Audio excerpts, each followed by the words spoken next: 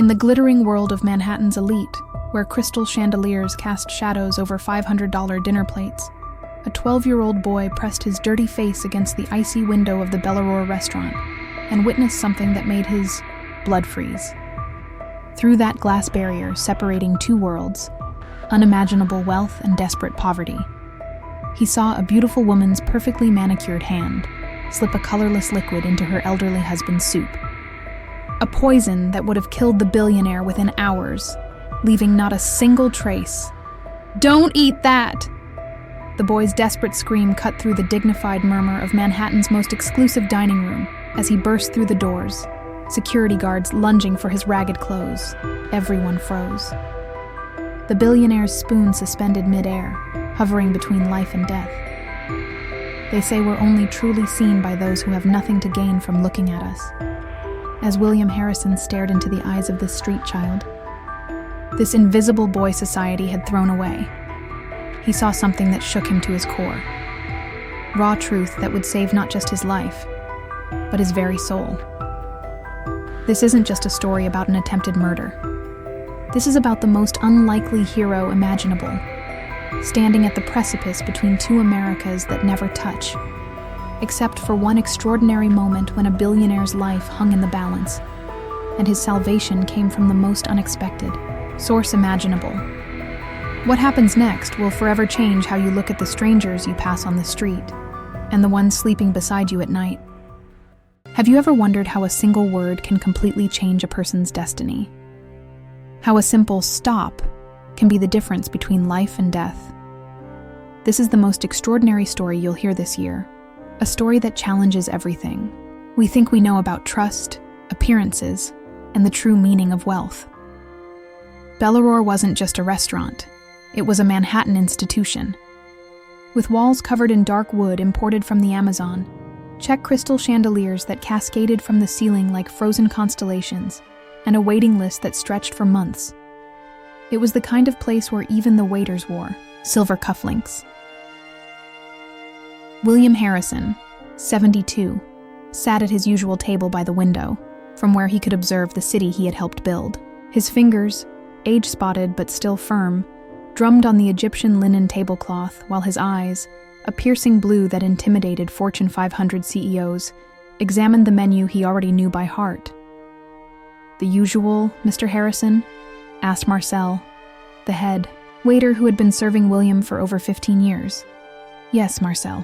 And tell Chef Moreau that I'm particularly hungry tonight." Marcel nodded with a practiced smile. "Your wife called to say she'll be joining you shortly. Shall I bring her usual aperitif?" William's face softened slightly at the mention of Jennifer. Despite their 32-year age gap, they had been married for 5 years. She had brought color back into his life after the loneliness that followed. His first wife's death. Yes, the champagne she likes. The French one. "Very good, sir." As Marcel walked away, William turned his gaze to the window. Outside, the Manhattan night pulsed with life. His buildings, the Harrison Towers, the William Plaza, the New York Legacy Building, stood proudly among the skyline, monuments to his legacy. Yet lately, he had begun to wonder what it all meant. Meanwhile, outside that very window, pressed against the cold glass, was a face William couldn't see. A face with intelligent eyes that darted nervously from side to side. A face that belonged to a 12-year-old boy named Tyler. Tyler had learned to become invisible.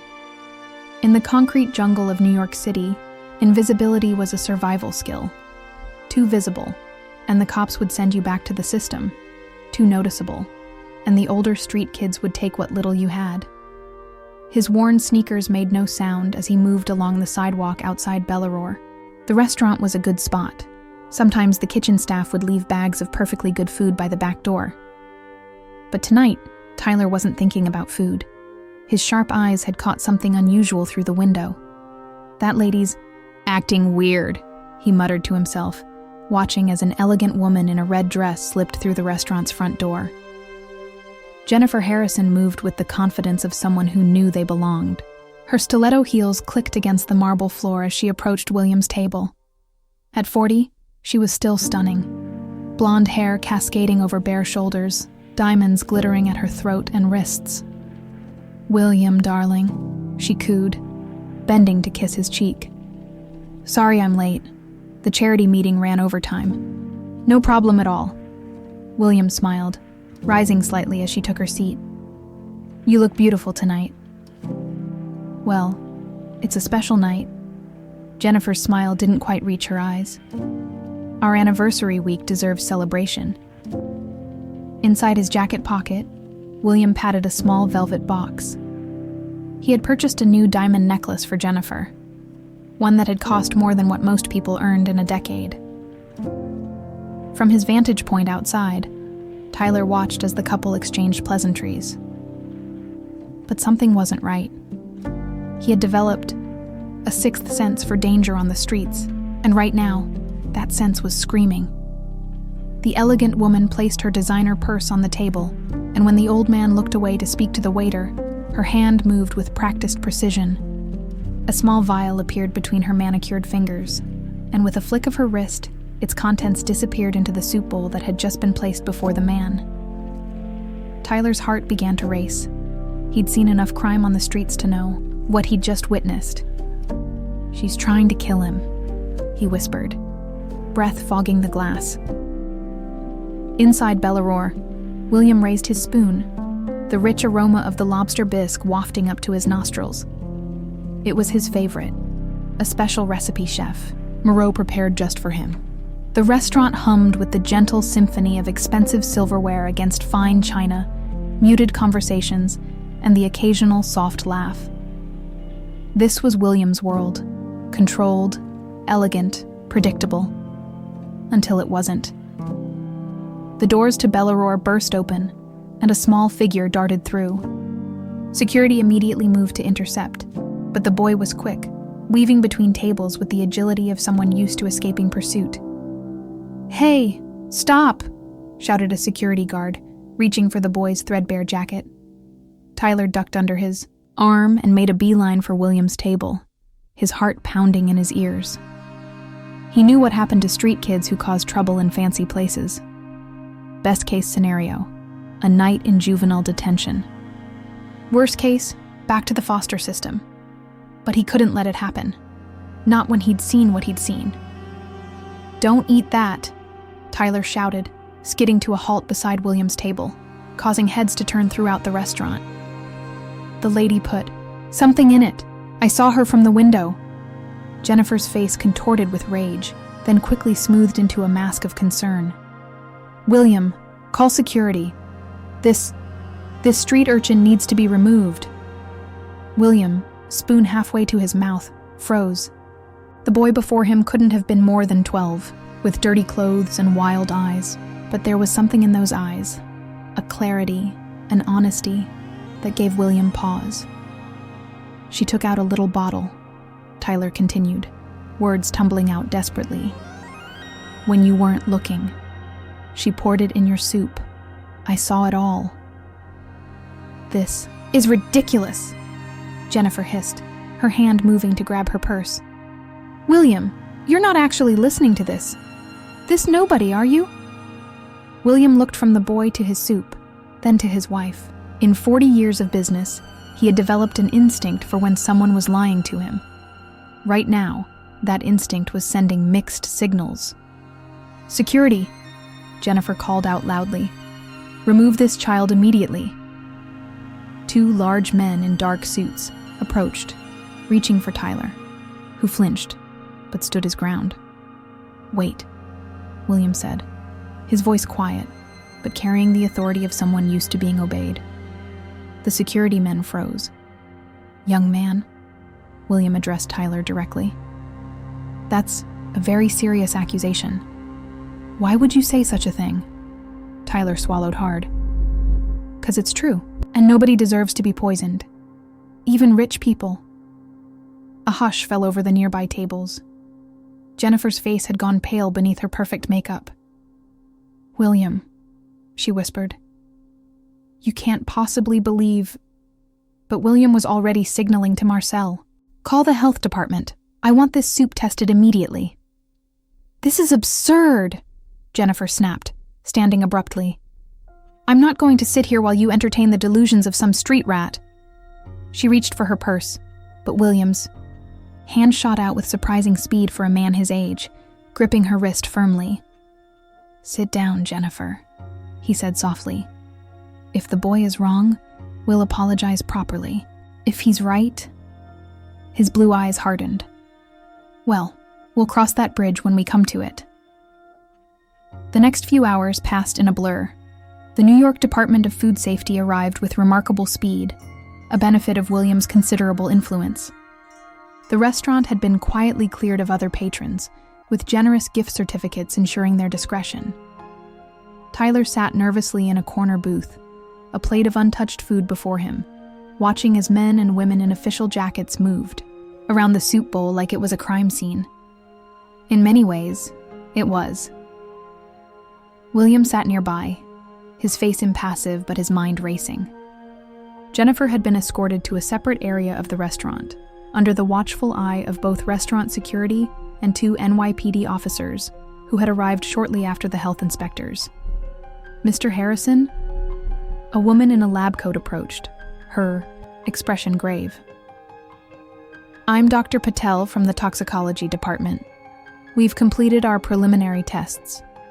William straightened. "And?" "The soup contains significant traces of dioxin, a highly toxic compound that, in sufficient quantities, causes a slow but certain death. It would have appeared as a natural illness, especially in someone of advanced age." The restaurant fell silent. William's face remained composed, but something behind his eyes shattered. "You're certain?" "Yes, sir. We'll need to run more comprehensive tests back at the lab, but there's no doubt about the presence of the toxin." William nodded slowly, then turned to look at Tyler, who was watching the scene with wide eyes. "Thank you, Dr. Patel," William said finally. "Please coordinate with the police officers present." As the toxicologist walked away, William rose and approached Tyler's booth. The boy tensed, as if preparing to run. "You saved my life tonight," William said simply, sliding into the seat across from him. Tyler shrugged uncomfortably. "Anyone would have done it." "No," William shook his head. "They wouldn't have. Most people would have walked away, especially someone who..." He gestured vaguely at Tyler's worn clothes. "Who's got nothing." Tyler finished for him. "Yeah, well, that's exactly why. When you got nothing, you learn what matters, and letting someone get poisoned just ain't right." From across the restaurant came the sound of raised voices. Jennifer was being formally arrested, her protests cutting through the hushed atmosphere. "You can't do this. Do you know who I am? Do you know who my husband is?" "Your husband is the victim, ma'am," came the officer's steady reply. "And yes, we know exactly who he is, which is why we're taking this very seriously." As Jennifer was led out in handcuffs, her eyes met William's, across the room. For a brief moment, her mask dropped completely, revealing a cold hatred that made even Tyler shiver. "She really wanted you dead, huh?" the boy asked. William sighed deeply. "It appears so." "Why?" "Money, I imagine." "It's usually about money." Tyler nodded sagely. "People do crazy things for cash. Saw a guy stab his friend over $20 once." William looked at the child before him with new interest. "What's your name, son?" "Tyler. Tyler Matthews. But most people just don't call me anything." "Well, Tyler Matthews, I owe you dinner at the very least. Are you hungry?" Tyler's stomach growled loudly in response, causing William to smile for the first time that evening. "Marcel," William called to the head waiter, who had been hovering anxiously nearby. "Please bring Mr. Matthews whatever he would like from the kitchen, and perhaps some clean clothes could be arranged." "Of course, Mr. Harrison, right away." As Marcel hurried off, William turned back to Tyler. "Now, while we wait for your food, perhaps you could tell me a bit about yourself. For instance, Where? Are your parents? Tyler's face closed off. Don't got any. Not anymore. William nodded, understanding.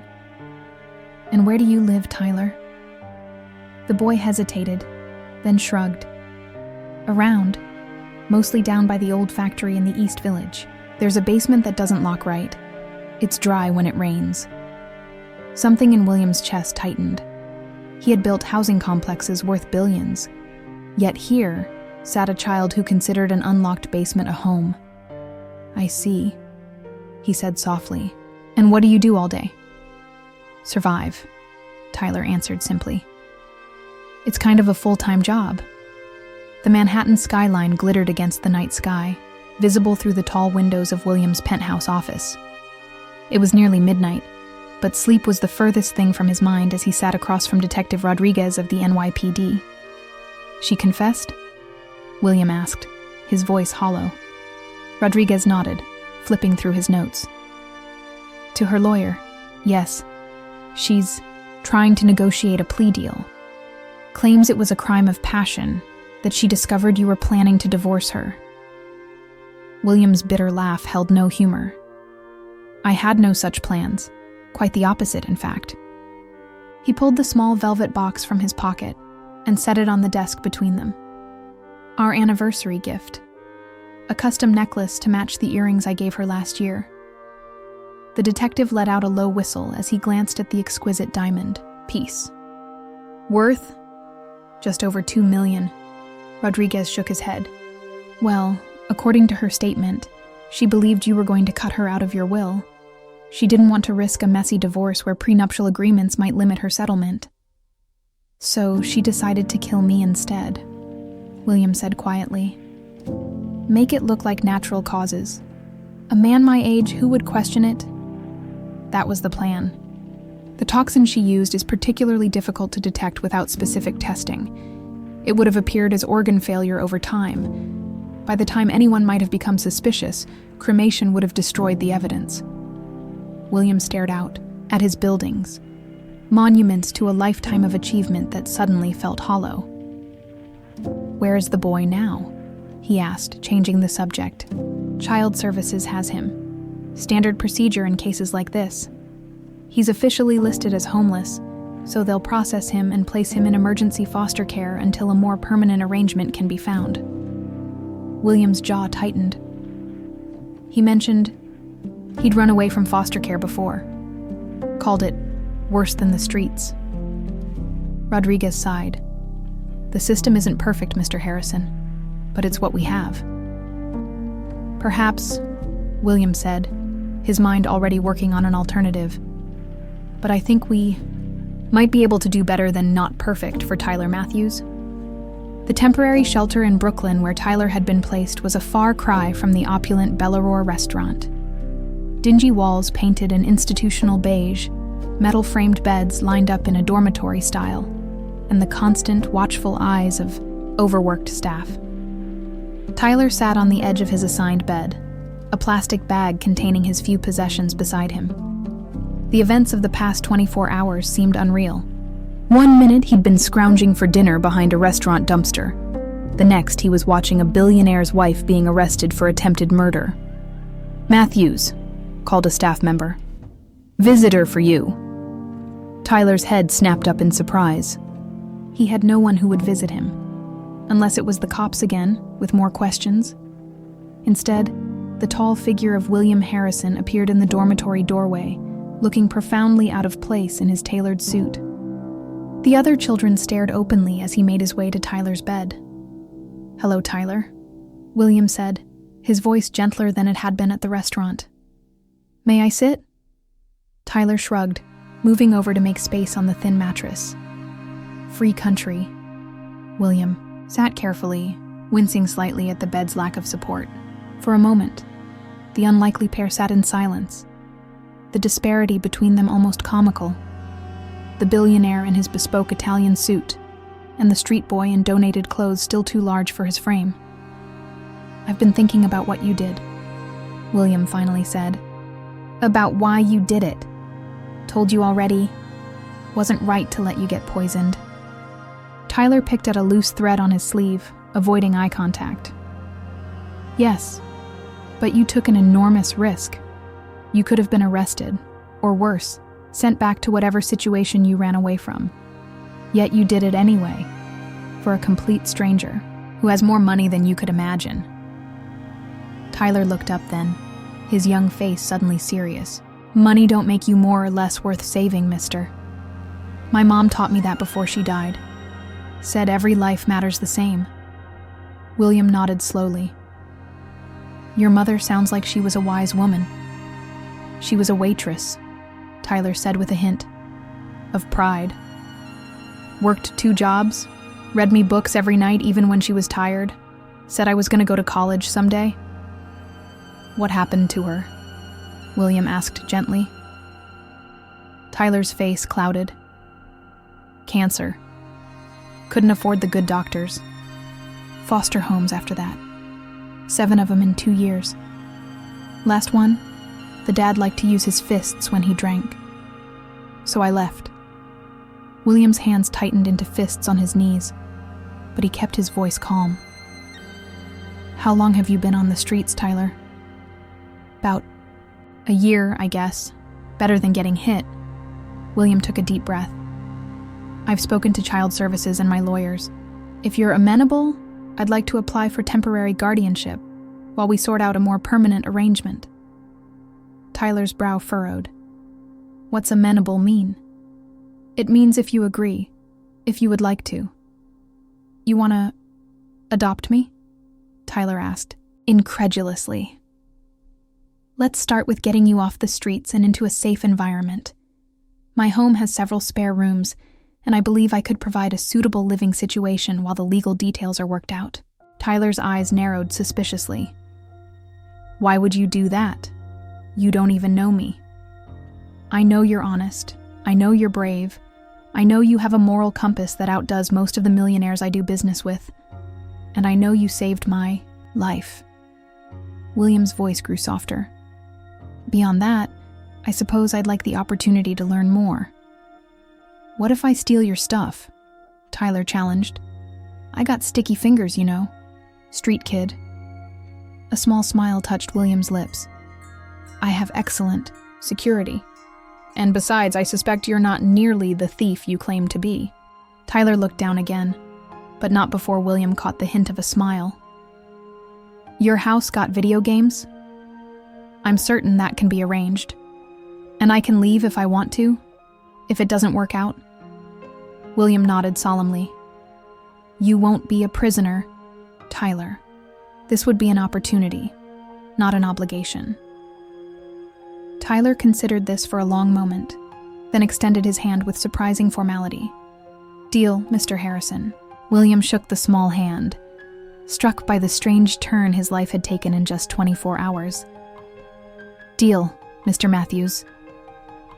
The Harrison mansion on Fifth Avenue was like something from a movie.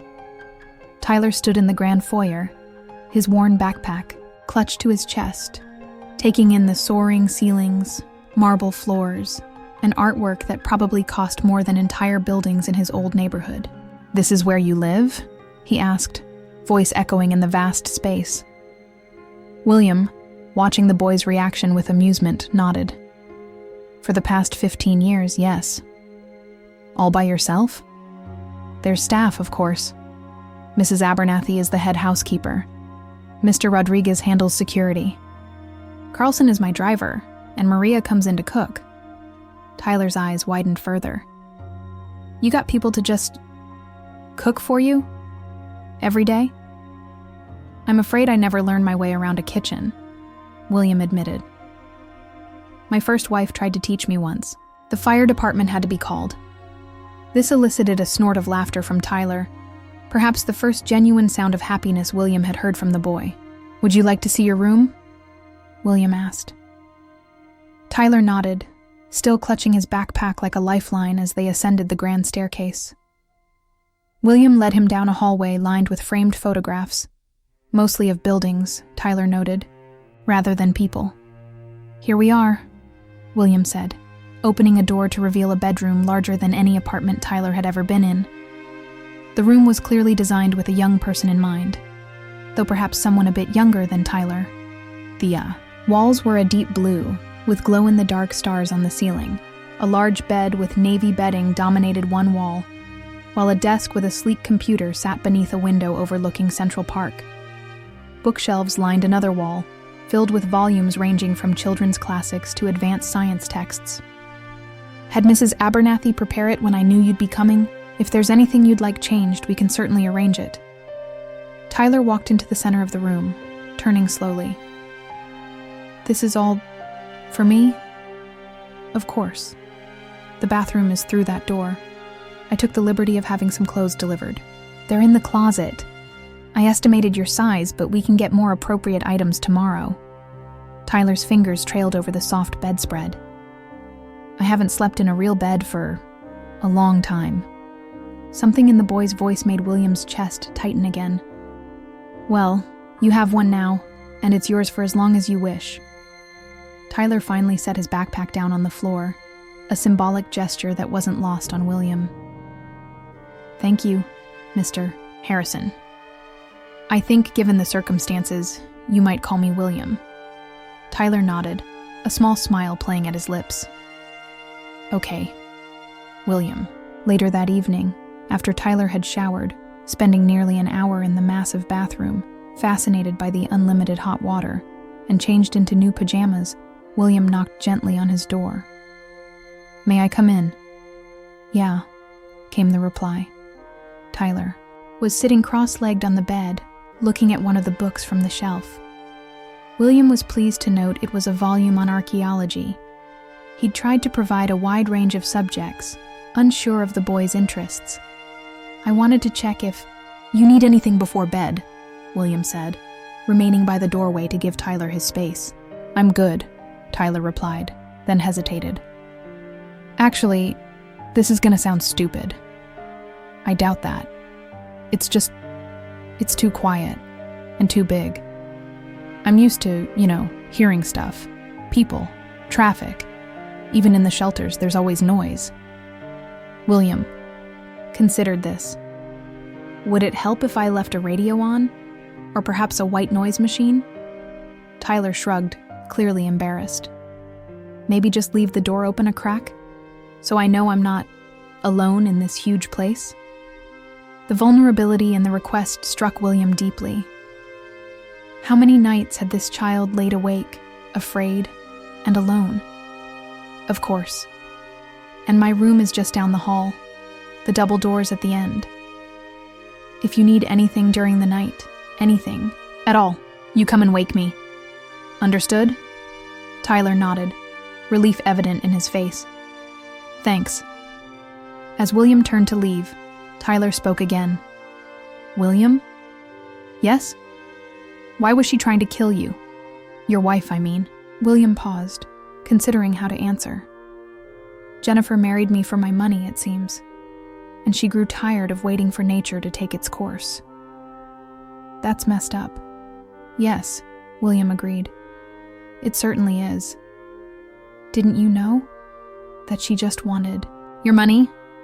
William sighed deeply. I suppose I saw what I wanted to see. After my first wife died, I was lonely. Jennifer was beautiful and charming. She made me feel young again. My mom used to say that lonely people make easy targets, Tyler said matter-of-factly. Said that's why old folks get scammed so much. A surprised laugh escaped William. Your mother was indeed a wise woman. She also said you're never too old to learn a lesson. Another gem of wisdom, William said with a smile, and one I'd do well to remember. Tyler yawned widely, the events of the day finally catching up to him. Get some sleep, William said gently. Tomorrow is the beginning of something new for both of us. The next few weeks brought changes more dramatic than either William or Tyler could have anticipated. The media caught wind of the story, Billionaire saved from poisoning by homeless boy, and suddenly their unlikely partnership was front-page news. Street savvy. How a 12-year-old vagrant saved one of America's richest men, screamed the New York Post. Harrison heir apparent? Billionaire takes in homeless hero, wondered the Wall Street Journal. William had his PR team working overtime to protect Tyler's privacy, but the narrative was too compelling for the press to ignore. The contrast was irresistible. The pinnacle of American capitalism saved by society's most vulnerable member. For Tyler, the adjustment to his new life came with its own challenges. The first time he ate dinner at the formal dining table, he accidentally used the wrong fork and knocked over a crystal water glass, sending it shattering across the polished wood. "I'm sorry," he gasped, immediately dropping to his knees to gather the shards, a habit born from environments where mistakes were punished swiftly. William merely signaled for Mrs. Abernathy. "It's quite all right, Tyler. That's why we have more than one glass." The housekeeper appeared with a dustpan and brush, gently shooing Tyler back to his seat. "Don't you worry about that, young man. Those glasses have been breaking since before you were born." Over dinner, William observed as Tyler slowly relaxed, though he still ate as if the food might be taken away at any moment. Quickly, efficiently, with one arm curved protectively around his plate. "There's plenty more in the kitchen," William assured him, "and you're welcome to anything in the refrigerator anytime you feel hungry." Tyler looked up, surprise evident on his face. "For real? Like middle of the night and everything?" "Absolutely. This is your home now, Tyler. You don't need to ask permission to eat." The boy's shoulders relaxed a fraction. "Cool." School presented another hurdle. After assessment tests revealed that despite his interrupted education, Tyler had a natural aptitude for mathematics and science. William enrolled him in Westbrook Academy, one of Manhattan's most prestigious private schools. The morning of his first day, Tyler stood in William's study, tugging uncomfortably at his uniform tie. "This feels stupid," he complained. "Why can't I just wear normal clothes?" William, signing some papers at his desk, looked up with amusement. "Because Westbrook has had the same uniform policy since 1892, and I doubt they'll change it for you, despite your heroic status." Tyler scowled. "I'm gonna get beat up. I look like a penguin." "You look like a Westbrook student," William corrected. "And I've spoken with Headmaster Phillips personally. Anyone who attempts to beat you up will find themselves looking for a new school very quickly." The boy's scowl deepened. "I don't need you fighting my battles." William set down his pen, regarding Tyler seriously. "No, you certainly don't. You've been fighting your own battles quite effectively for some time now. But part of having a guardian is knowing there's someone in your corner." Tyler's expression softened slightly. "Yeah, well, still feels weird." "Most good things start out feeling weird," William replied. "Like saving a stranger from being poisoned, or suddenly living in a mansion on Fifth Avenue." That earned him a reluctant smile. "Touché, old man." As the weeks passed, Tyler's natural intelligence began to shine through at school.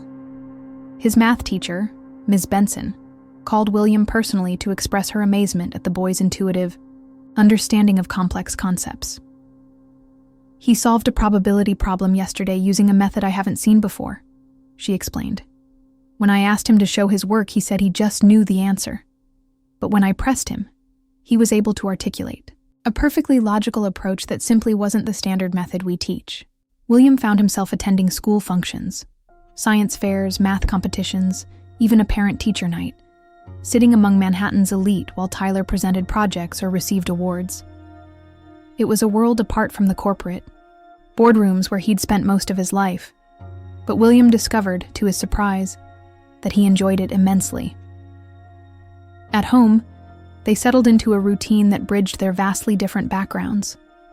Tyler introduced William to video games, patiently explaining controllers and combat techniques, while William sat bewildered before the massive television screen.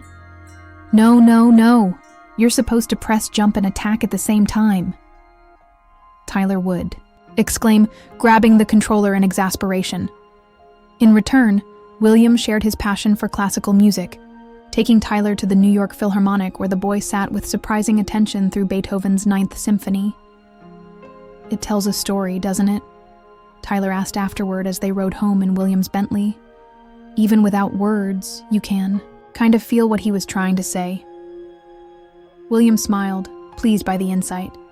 "Exactly right. Music is a language all its own. Like math." Tyler nodded. "Different symbols, same ideas underneath." William glanced at the boy beside him, struck once again by the natural intelligence that had somehow survived despite every disadvantage. One evening, as they played chess, in William's study, another shared activity, though Tyler was rapidly becoming the superior player, a thought occurred to William. "Tyler, you never told me how you knew what Jennifer was doing that night. How did you recognize that she was poisoning my soup?" Tyler's hand hesitated over a pawn. "You learn to read people on the streets. It's how you stay alive." "Yes, but specifically about the poison?" Tyler sighed, moving his piece before answering. "My third foster home. The mom there, she was using pills and stuff. She'd crush them up and slip them into her husband's drinks when she wanted money. He'd get all loopy, and she'd take his wallet, while he was passed out." William's face darkened. "And you reported this?" "To who?" Tyler laughed bitterly. "The caseworker who came by once every 3 months? The school counselor who had like 200 other kids to worry about? Nobody listens to foster kids, William. We're just numbers in a system." "I'm listening now," William said quietly. Tyler looked up, meeting his eyes. "Yeah, I guess you are." 6 months after the night at Billionaire, the formal adoption papers were signed. The process had been expedited thanks to William's considerable influence, though he had insisted on following every legal requirement to the letter. "I don't want anyone to ever be able to challenge this," he explained to Tyler as they left the courthouse, flashbulbs popping as photographers captured the unlikely father and son descending the steps. Tyler, now more comfortable in his tailored suit, nodded in understanding. "Because of your money?" "Precisely. There will always be those who claim I've done this for publicity, or tax purposes, or some other cynical reason." "Hasn't hurt your stock prices," Tyler observed with the financial awareness he'd begun to develop under William's tutelage. "Harrison, Development Group is up like 20% since the story broke." William laughed. "Been checking the financial pages, have you?" "It's my company too now. Technically." Tyler grinned. "I should probably know how it's doing." As they slid into the waiting car, escaping the press, William regarded the boy, his son, with undisguised pride. In half a year, Tyler had transformed from a wary street child to a confident, articulate young man. There were still moments, of course, nightmares that sent him seeking refuge in William's study in the small hours, instances where a loud noise or sudden movement would trigger a defensive response. But they were becoming fewer. "I'm thinking of starting a foundation," William said as the car pulled away from the curb. "Another one? Don't you already have like 3? This would be different. Something focused specifically on children in the foster system or experiencing homelessness." Tyler glanced at him. "Because of me?" "Because of what you showed me," William corrected. "About the gaps in our social safety net. About how easy it is for children like you to fall through those gaps." "What would it do?" "The foundation, I mean." "That's what I wanted to discuss with you. I have ideas, but I believe your experience provides insights I simply don't have." Tyler thought for a moment.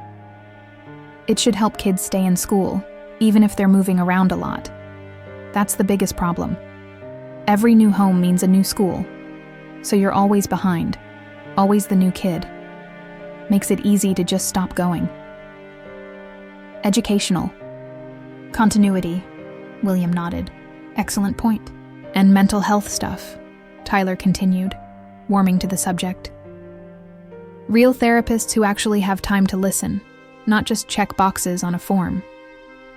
We could establish dedicated counseling centers and training for foster parents, like actual training with follow-ups and spot checks, and better pay, too. The good ones are doing it because they care, but they're still struggling to make ends meet.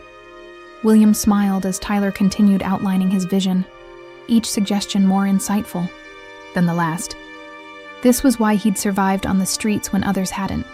This ability to analyze systems, identify weaknesses, and develop solutions. "We'll need a name for this enterprise," William said, when Tyler finally paused for breath. "The Harrison Foundation for At-Risk Youth? Boring, but straightforward." William shook his head. "I was thinking the Tyler Foundation." Tyler's eyes widened. "For real?" "A true hero speaks truth, even when the world remains silent," William quoted solemnly. "That will be our motto, because that's what you did, Tyler. You spoke truth when it would have been easier and safer to remain silent." Tyler stared out the window for a long moment, watching the Manhattan skyline slip by.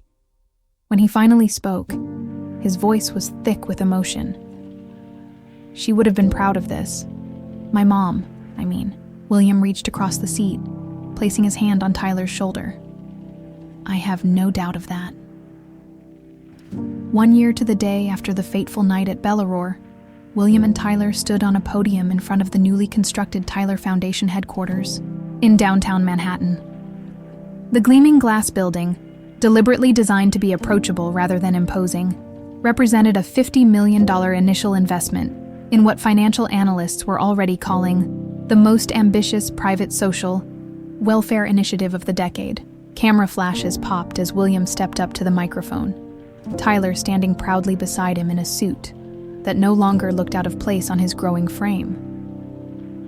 "1 year ago today, my life changed in ways I could never have imagined," William began, his voice carrying across the gathered crowd of reporters, business associates, and social workers. "I had built my career on the assumption that wealth was the ultimate measure of success, that constructing the tallest buildings, accumulating the most assets, seeing my name on the most marquees, these were the achievements that mattered." Paused, glancing down at Tyler with a smile. "I was wrong. A 12-year-old boy with nothing but the clothes on his back taught me that true wealth isn't measured in dollars, but in courage, in integrity, in speaking truth even when the world remains silent."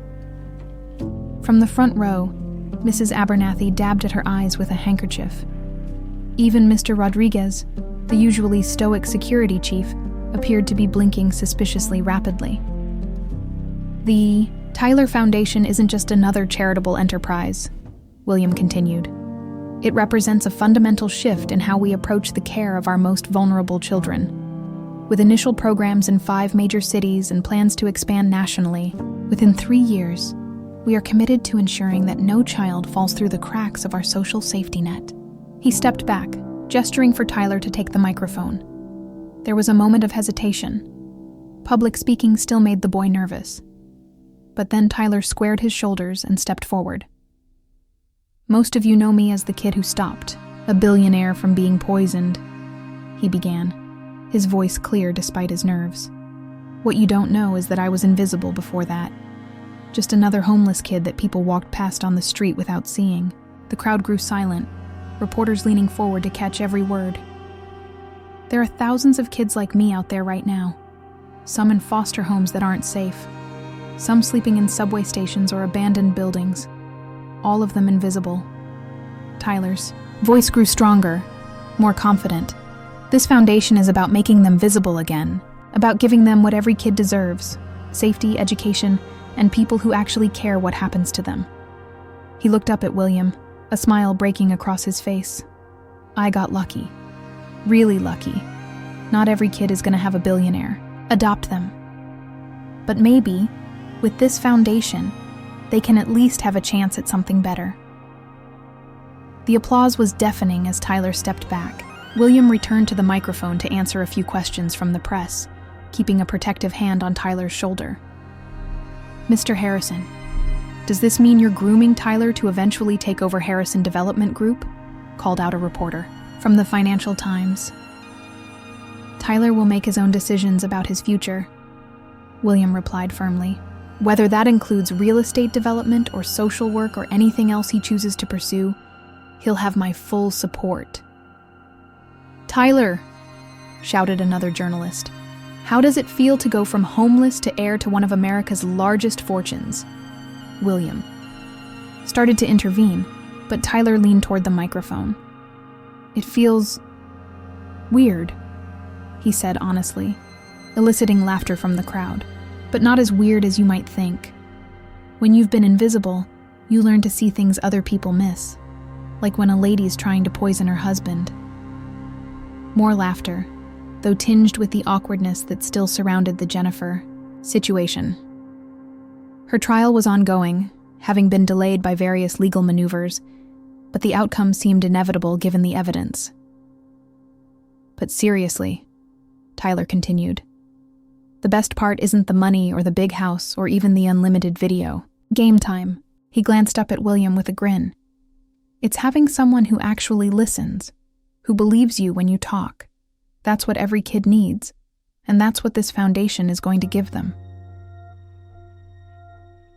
Later that evening, after the ceremony and the press interviews and the catered reception, William and Tyler returned to the mansion on Fifth Avenue. They were both exhausted, but buzzing with the energy that comes from seeing a long-planned project finally launched into the world. "I think it went pretty well," Tyler said, loosening his tie as they entered the grand foyer. "Except when I called your board of directors a bunch of old dudes in suits." That probably wasn't the most diplomatic thing to say. William laughed, but entirely accurate. "And I noticed several of those old dudes writing checks to the foundation afterward." "Your honesty is disarming, Tyler. Never lose that." They moved to the study, where Mrs. Abernathy had thoughtfully left a tray with hot chocolate for Tyler and a glass of scotch for William. It had become their evening ritual, sitting by the fire, discussing the day's events before heading to bed. "Jennifer's lawyer called today," William said after a comfortable silence. "They're offering a plea deal. 20 years with possibility of parole after 15. Tyler set down his mug. "You gonna take it?" "I'm inclined to, yes. A trial would be messy for both of us. She'd still be pretty old when she got out. Almost as old as you are now."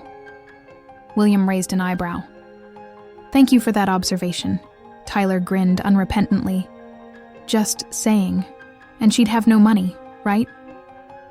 Nothing beyond what she brought into the marriage, which was essentially nothing. The prenuptial agreement is quite clear on that point." Tyler nodded, satisfied. "Then it's punishment enough, I guess. Better than what most people get for the stuff they do." William studied the boy over the rim of his glass. "You continue to surprise me with your capacity for forgiveness." "Not forgiveness exactly," Tyler clarified. "More like, I don't want to waste energy hating her, you know? She's just another person who thought money was worth more than it really is. A lesson I myself was dangerously close to never learning," William admitted. Tyler leaned back in his chair, looking around the opulent study with its leather-bound books and priceless artwork. "It's not that money is bad. It's just not everything. My mom used to work 16-hour days to keep a roof over our heads and food on the table. Money would have made her life a lot easier. She sounds like she was an extraordinary woman." "She was," Tyler agreed quietly. "She would have liked you, I think, even with all your billions." William smiled, touched by the compliment. "I wish I could have met her." "Yeah," Tyler sighed. Then, brightening, "But hey, now we can help other kids who lost their moms, or their dads, or never had either. Indeed we can." They fell silent again, watching the fire dance in the grate. Outside, the Manhattan night pulsed with energy and life, the city's lights reflecting off the glass of countless skyscrapers, many bearing the Harrison name. But inside this room, the true legacy of the Harrison name was being quietly rewritten, not in steel and glass, but in the bond between an unlikely father and son, not in buildings that reached for the sky, but in a foundation that reached for those who had fallen to society's bottom. Not in billions of dollars, but in the immeasurable value of a life redirected, of potential recognized, of invisible children finally seen. "You know what's funny?" Tyler said suddenly. "What's that?" "If she hadn't tried to kill you, none of this would have happened. The foundation, the adoption, everything." William considered this. A rather extreme example of good coming from evil, I suppose. Like in those superhero movies where the bad guy accidentally creates the hero by trying to destroy them.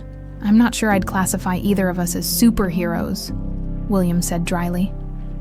Tyler grinned. "Speak for yourself, old man. I've got the origin story down. Orphaned street kid witnesses crime, steps in to save the day, gets taken in by wealthy benefactor." "Batman?" William guessed, having been subjected to multiple superhero movie marathons over the past year. "More like Robin. You're Batman, minus the cool car and the ninja skills. I'll have you know the Bentley is considered quite cool in certain circles." They both laughed, the sound filling the study with warmth. As the laughter subsided, Tyler's expression grew more serious. "Hey, William. Yes? Thanks. For everything. For believing me that night. For taking me in. For the foundation. Just for everything." William felt a tightness in his chest that had nothing to do with age or health. "No, Tyler. Thank you.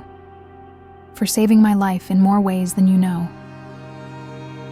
Outside the study window, beyond the manicured gardens of the Harrison estate, the lights of the city twinkled like earthbound stars.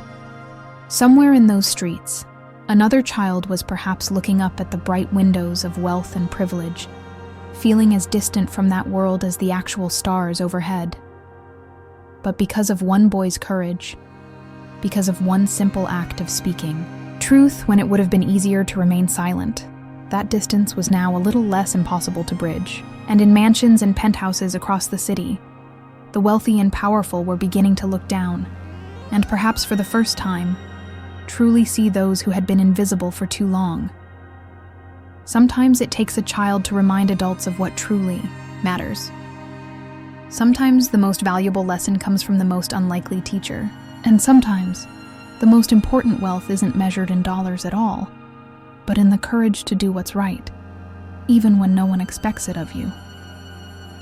The street boy had said, "Don't eat that," and the billionaire wouldn't have believed it if he hadn't seen it himself. Not just the poison in his soup, but the extraordinary heart of the child who saved him. A heart that, in the end, would save far more than just one life. If this story touched your heart as deeply as it touched mine, I'd like to make a special request. Hit the like button right now and share this video with someone who needs to be reminded that heroes can emerge from the most unlikely places. Leave a comment telling me which part of this story impacted you the most. Was it the moment when Tyler risked everything to save William? Or perhaps when the billionaire realized his true wealth wasn't in his buildings? And if you're not yet part of our community, this is the perfect moment to join us. Hit the subscribe button and turn on notifications right now. Each week, I bring you extraordinary stories that challenge our perceptions and remind us of the power of human compassion. Because sometimes, the most powerful stories are the ones that make us see the people we've been overlooking. And this journey of discovery? It's only just beginning.